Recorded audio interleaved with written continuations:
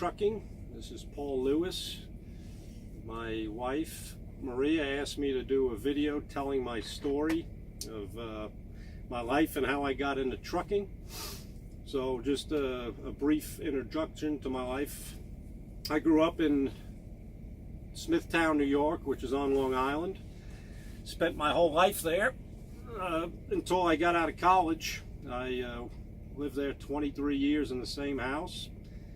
Have 6 brothers, 1 sister. Went away to school for 4 years, and then after I got out of school, I wound up living in the Deep South in Birmingham, Alabama.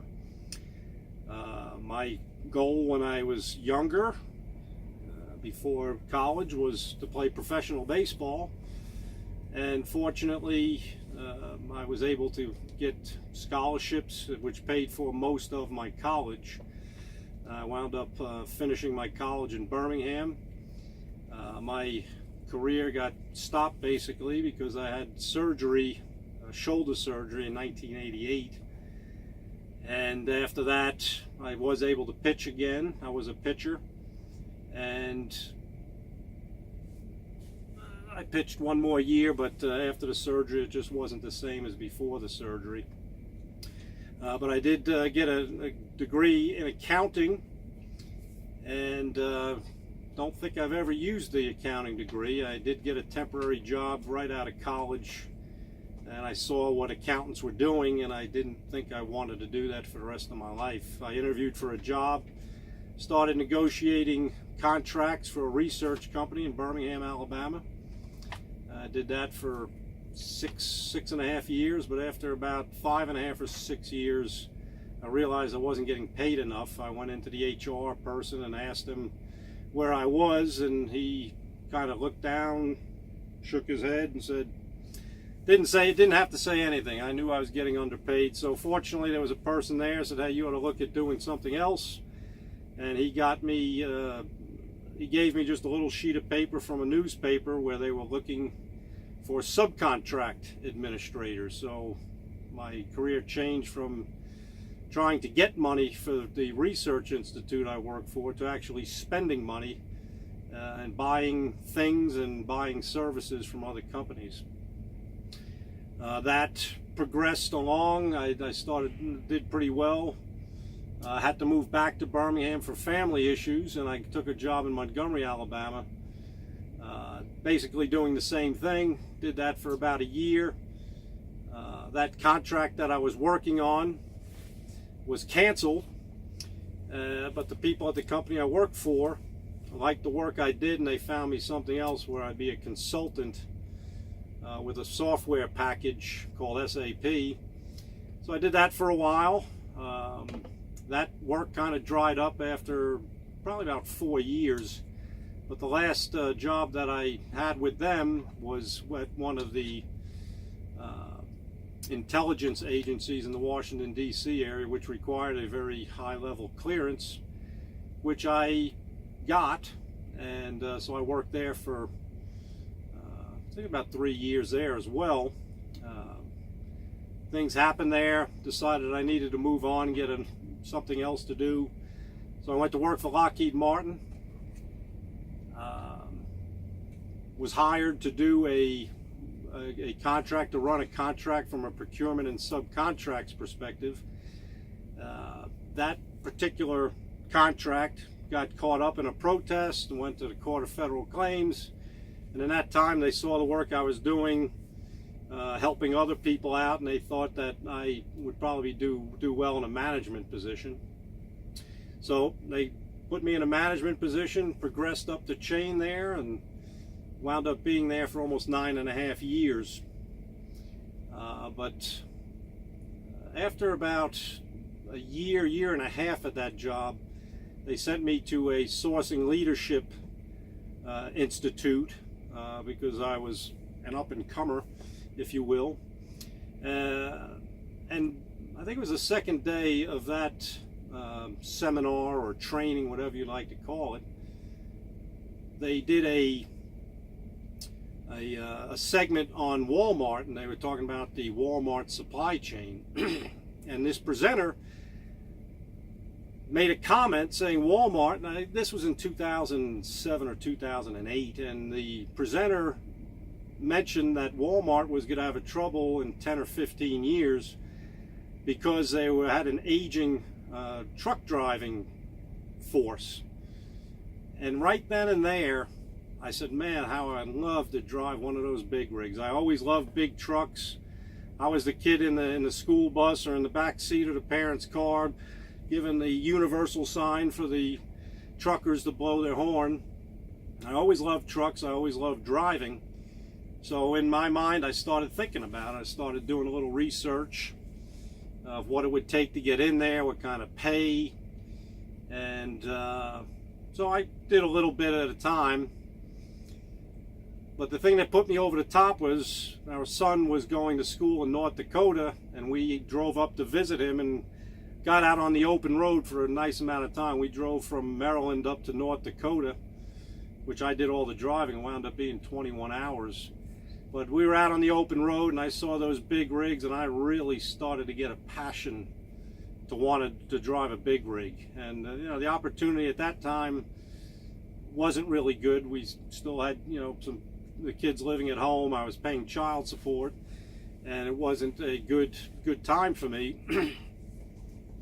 But I started really researching. I started watching a lot of YouTube channels, a lot of truckers who I'd like to thank, and I'll do that later. I actually wrote down a list of the people that I watched religiously. I mean, I couldn't wait for their videos to come out.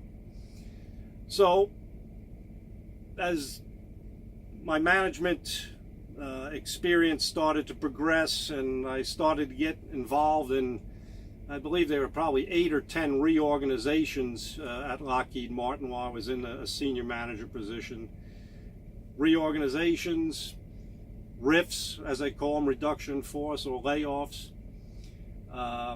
After 8 or 10 of them, I really started getting tired of it. I had an organization of 42 people at one point, and we were managing about $1 billion worth of subcontracts. But through all those reorganizations, there was a time where I had the title, but I had no organization. 2015, there was another major reorganization coming that was going to require layoffs. So I inquired of my director what was going to happen. He didn't know. So I actually called the HR people up and asked them. I tried to negotiate a deal to get out, because by this time I was to the point where I got to be driving a truck. I mean, I was just ready to make the big switch. So I tried to negotiate a contract and go on a voluntary layoff, and they would not negotiate with me. So I said, well, I'll just wait and see if they're going to do anything, as far as I was concerned. But I dropped a bug in the ear of my senior manager at the time, and I told him, hey, if they're going to let anybody go, just put me at the top of the list. Again, by that time, everybody was out. My child support was over with, and I could take, you know, Maria and I had planned, and we were in a decent financial position, didn't have any debt or anything. Like, it was a very well-paid job that I was doing, which was another reason I was getting paid a lot. And the time that I finally left, I had 10 people in my organization, and there just was not a lot to do. So I put that bug in my manager's ear, and he went to the director, and a couple of days later, the director said, thank you for making my job easy, and they laid me off, which I was very happy about. I had already looked into going to CDL school, looked at companies to go to, and the first company I was going to go to was going to be CRST. In the research that I did, I figured that I would get the most amount of miles if I was driving team, because expedited freight has become a big thing. That didn't work out. They kind of played a bait and switch on me. Right when I was ready to sign the contract, they told me I had to pay more, because I was going to pay cash. I didn't want to go there and have them pay and then be locked into a year of driving for them. So I cut that off, looked at another thing. I wound up going to a community college close to me to get my CDL. All right, so I did sign up for that school in Anne Arundel County Community College, and I worked my butt off to get it, to pass the written test and get my endorsements and everything. I really worked hard. You know, I'd done a lot of research. I was watching a lot of YouTube channels, and I'd never forget my instructor kept telling me, "Paul, you're asking questions that show up on page 53 and we're only on page 4. So we're going to show you how to pass that test, and then all that other stuff you're asking about or concerned about, you'll get taken care of once you get out and start working for a company." So I did that. You know, it was I think it was 16, wound up being 16 days, 5 days in a classroom and 11 days out on the pad. And we were basically out there for, so I think it was 7 a.m. to 6 p.m. And there were 6 other people in the class. Not quite as passionate and excited about this career as I was, but I got through that. I was out there all day, and this was in December 7th is when I started, on Pearl Harbor Day, and we finished up right at the end of December. And I took my test on January 5th and passed it.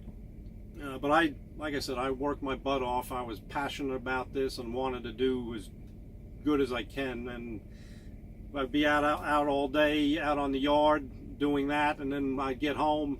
Wife would have dinner prepared, take a shower, and I would go practice doing my pre-trip and post-trip inspections for an hour or two every night. And I did that, like I said, every night. And you know, when I wasn't driving, when we weren't practicing backing, and they didn't need any help, you know, with the other students, I was practicing my post-trip, my pre-trip inspections.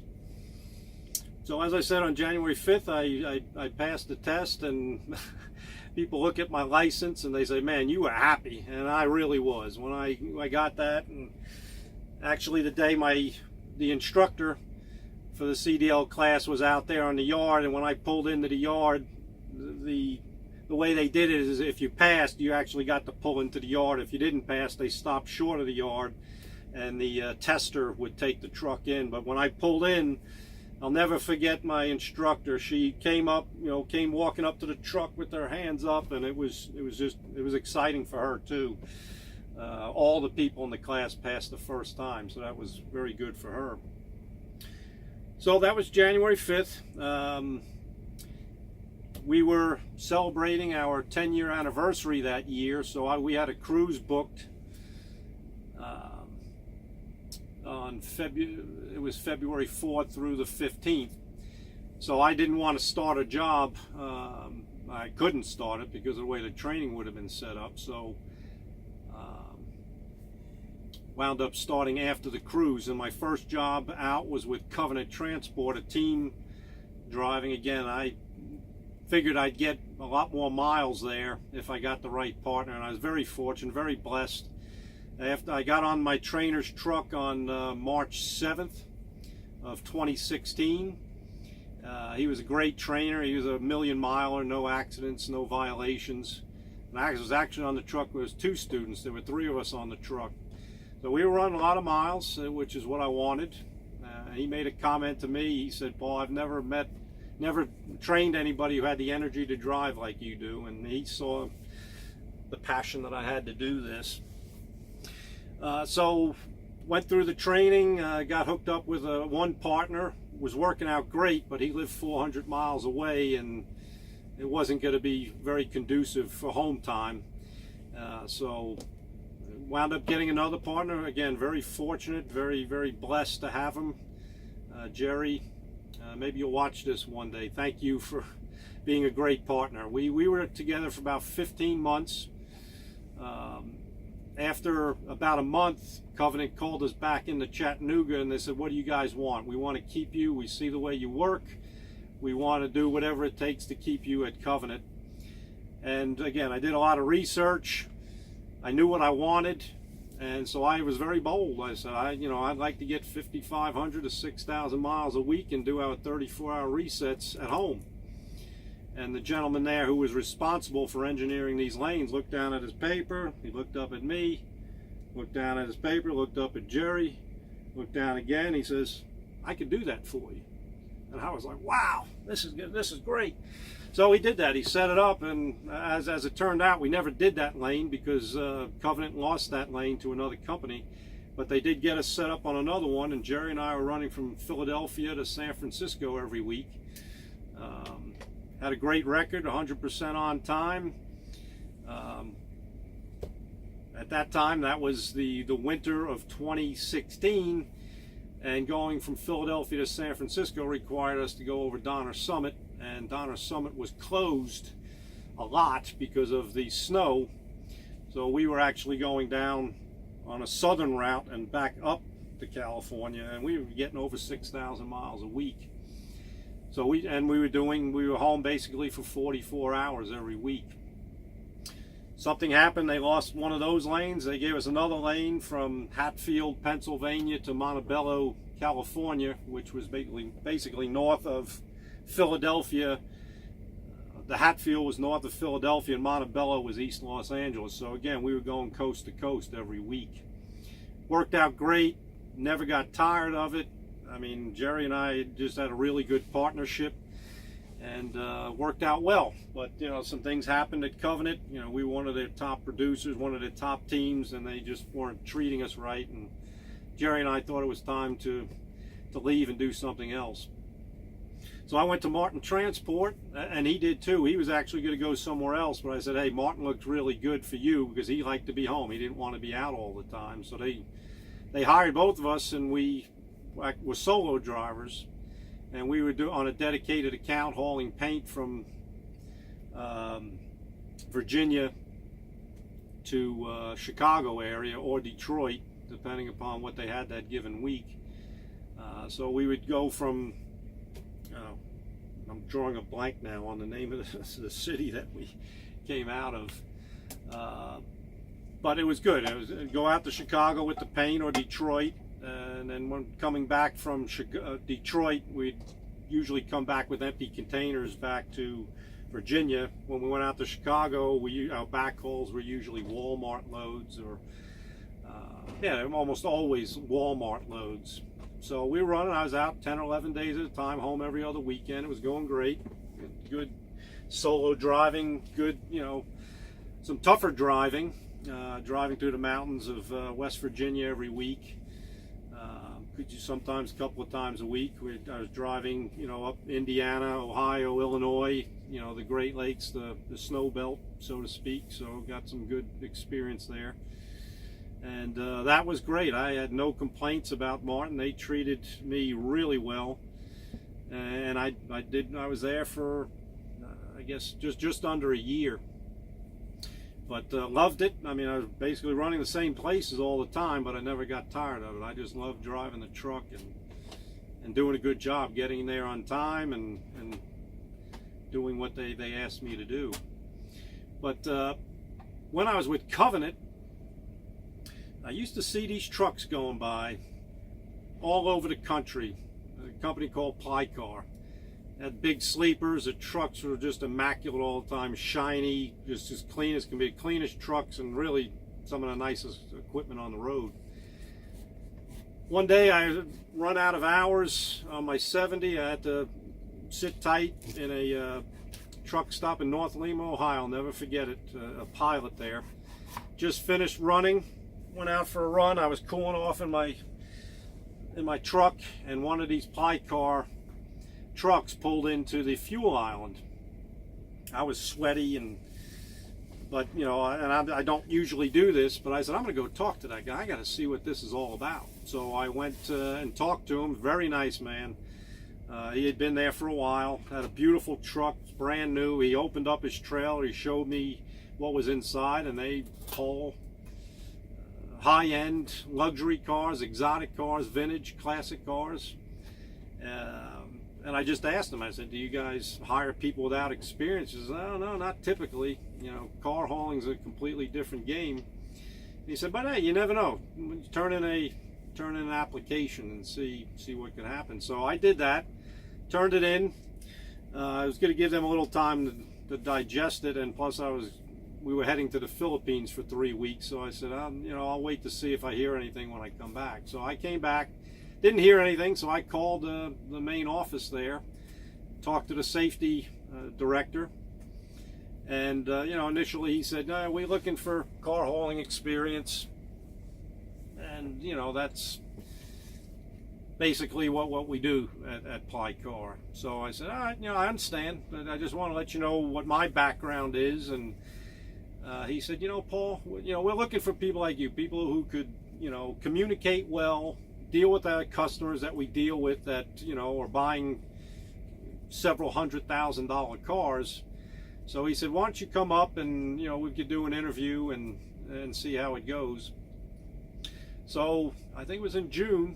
I think it was in June, late June, that I wound up going up there, and it really wasn't even an interview. He had me filling out some paperwork, and he said, when can you start? And I was like, wow, okay, great. And it was tough telling Martin, because Martin was good to me. I was only there for, what, 7 months, and I asked them for 3 weeks off so we could go to the Philippines, you know, to take care of some family issues there, and they let me do it. But this opportunity came with Ply Car, and said I got to do it. You know, what I saw at Ply Car was just how they, what's the word that I'm looking for? I mean, just top first class, top of the line equipment. Find out later that they want the truck washed, as you know, all the time, so that when you show up to these customers, truck sparkling, and that's what a lot of these customers expect, and they should with these cars. But what I saw was the big sleepers. All the trucks that I saw had big sleepers. I didn't know if I'd get one when I got there, because I do know they had some other ones, but all the ones I saw that I noticed were the big sleepers. But what I saw was the opportunity to get Maria to come out with me full time. She had come out with me at Martin with a regular sleeper, and that probably would have been tough to do 5-6 weeks at a time, being in a small sleeper. But I was prepared to do that if Ply Car wasn't able to get me a big sleeper right away. So they hired me, and my first day there, they kind of told me what they were going to do. Again, I had no car hauling experience, so they told me what they were going to do was have me run back and forth from New York to Providence, where the Porsches come off the ship, and load those and just go back and forth and learn what they, you know, how this whole thing works. So that sounds great, whatever. So a couple of hours later, they wanted me to meet Chris Pleikonis, who's one of the owners of the company. 3 brothers are running the company now, and I did watch some videos of Chris actually before I even interviewed for the job. I just wanted to see what they were about, and again, I saw just first class all the way, top-notch people, and they expect a top-notch job out of their drivers. So we sat down in a conference room, a couple of the dispatchers and Chris asked me to tell him about myself, and I started talking and telling my passion, my love for driving. And he made a comment that I almost fell out of my chair. It's a great story. He told the dispatchers, no, I don't want him going to Providence. I want him to take Tom Eads' truck and send him out all over the country. And I'm looking down, and I almost fell out of my chair, because Tom Eads was the guy that I met in North Lima a few months prior, and I got his truck, a truck that I asked him when he was there at that truck stop, hey, can I take a picture of your truck? He said, sure, no problem. I actually took a picture of that truck, and that wound up being my truck, and that's the truck that I'm in right now. You know, the T680, 2018 T680 with a 120-inch ARI sleeper, top of the line, one of the nicest trucks on the road that you'll see. And again, just fortunate and blessed. And I can't thank Rich Lacey and Chris Plaikonis enough for taking a shot at a guy who had only 2.5 years of a driving experience and was only a solo driver for, at that time, about 10 months. And they took a shot with me, and I just feel so blessed for them giving me that opportunity. So the next day I was out training with a gentleman, Mike Gibson, great guy, had been hauling cars for almost 20 years if I'm not mistaken. Knew his stuff. We loaded up a bunch of vehicles on several trailers over the next couple of days, and then we took off and basically crossed the country. I mean, we zigzagged. We don't just go straight across. Had many stops along the way, and he's teaching me all the little tricks of the trade, so to speak, or some of the tricks of the trade. I've only been doing this a little over 6 months now, and I certainly don't know nearly as much as I do need to know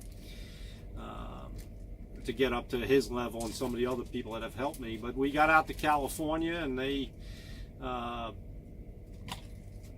had a truck that was loaded with cars that needed to get to New York. So they took me off the Mike's truck, and they asked me to drive that truck cross country, and I did. And when I got to New York, they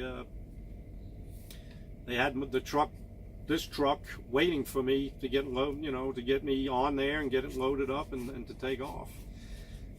So I don't want to say I only had a week of trading, because every driver that I've encountered here, wherever I had cars to pick up, I could call any number, 3 or 4 guys, and they would help me learn how to stack them in there. And Sam Q, Dave Claycomb, Chris Carlson, Mike Gibson, I mean, these guys are just so helpful to me. So we've been out. Maria came out with me. She wanted to come out right away, and I wanted to come out right away, but I asked her just to wait until I felt comfortable doing this job, because I didn't want to have any kind of a distraction. I wanted to learn how to do this and be safe. I feel pretty good with my driving, but loading the cars, I didn't want to be distracted. So after a couple months, she came out with me. It was October 1st, and here we are now, February 25th. She's been out with me almost 4 months now, and I think she has as much of a passion to be out here as I do. We had to shut down a couple of times because the truck was getting worked on, and after a day or two, she's like, "When are we getting back on the truck? When are we getting back on the truck?" Even when we go home, it's the same thing. She's ready to get back out. So it has been really an amazing ride for me. A lot of people say, "How could you leave a job like you had? Your management, making big money, this, that, and the other?" And I said, I just, my heart wasn't there. My heart was in driving a truck over the road, and here we are. And I tell people I haven't worked a day since I left Lockheed Martin, and they don't. A lot of people don't understand it, but it doesn't feel like work to me. I say that with a straight face.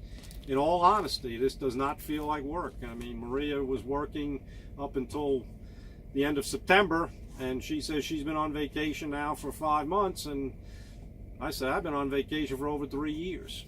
We get to see the country. Now we're driving, seeing these beautiful cars, have one of the best pieces of equipment on the road, and just couldn't be any happier. But my path into trucking was different than most, and Maria thought that would be good to put that up on Bar Life Trucking. And I do want to thank some people. They don't know me. I've never met them. I hope I do. I was hoping I'd meet at least one of these guys along the way. Now I know a couple of them are not driving anymore, but when I was researching this, I was watching YouTube all the time, just trying to be a sponge and take in all that I could. And Jerry Ott from Big Rig Talk, I watched every one of his videos. Trucker Josh, the same thing, just couldn't wait for his videos to be posted. Indiana Jack does incredible videos.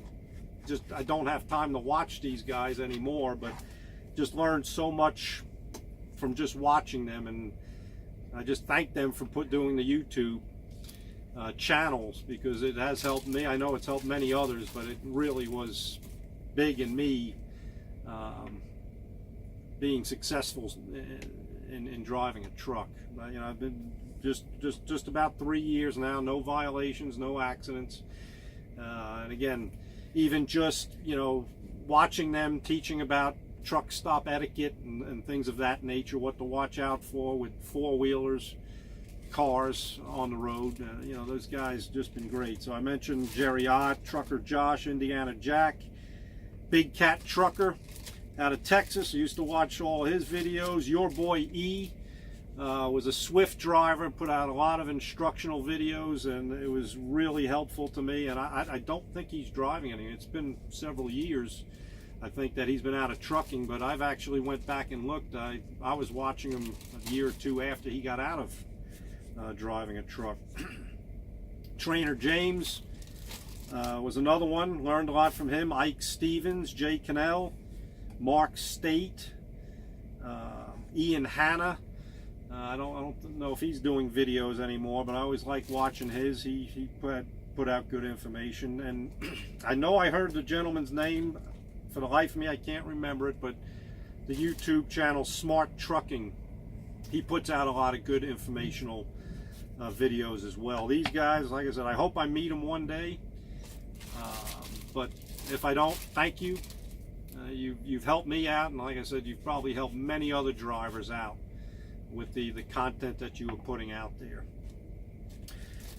So that's basically my story. Kind of a different route again to driving a truck, but I am passionate about it, and every day I just try to do my best and learn how to be safe and do the job well. So thanks for watching. I know I have a monotone voice, and sometimes it might bore and maybe turn it off already, but thanks for watching. We'll be putting out other videos, you know, with the cars that we're hauling and how we do it, and just the scenery. I mean, I just remember watching other truckers just had cameras and just watching the road go by. I mean, there's nothing like driving on the open road, especially out west. It's something that I never get tired of. But you know, like this, subscribe, share, and you know, if you have questions, post them. We'll try to answer them. I mean, I drive a lot of miles.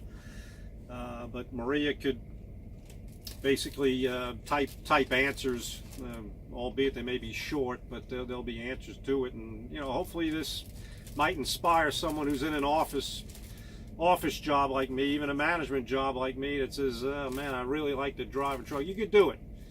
You know, we were prepared for an income hit, but again, I've been blessed. I obviously not making as much as I was, but making good money doing this.